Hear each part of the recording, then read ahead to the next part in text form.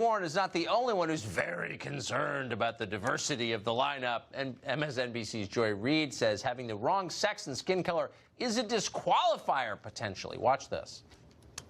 They can't run two white guys. I mean, the idea that you have Joe Biden talking to Beto O'Rourke and saying maybe they could be a ticket, I personally find it hard to understand how you get the requisite turnout among voters of color if it's a two white male ticket. I mean, women are going to be outraged if there's not a woman on the ticket, and voters of color are going to say, well, then why are we participating?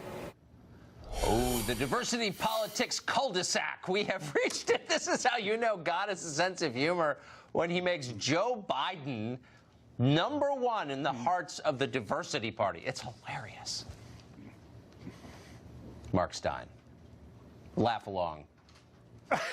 Yeah, I was. Sorry, I got someone who I forgot to introduce you. I know.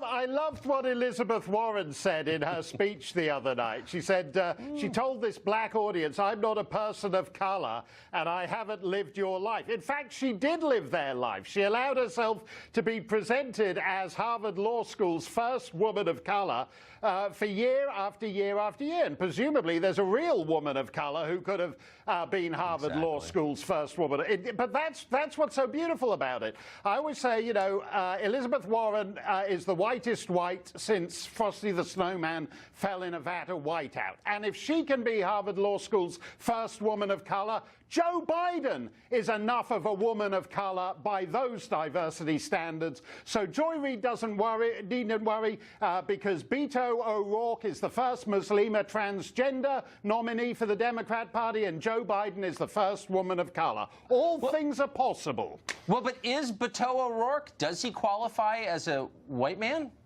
Sincerely, I mean, I thought the idea was he was like, yeah, but not really. He's kind of so cutting edge that he's not actually, or something. Yeah, he's adopted a groovy name. Joe Biden could easily change his name to Ahmed Biden and be running as the first Muslim vice president. I mean, if the Elizabeth Warren standard is the diversity standard, this isn't identity politics; it's self-identity politics. That's the beauty of it. And God bless her, I love her for that. Only in America can Elizabeth Warren be the Harvard Law School's first woman of color. The American dream in a nutshell. All the dreams come true in this country. Mark Stein, great to see you tonight, as always. Thanks a lot, Tucker. We'll be right back.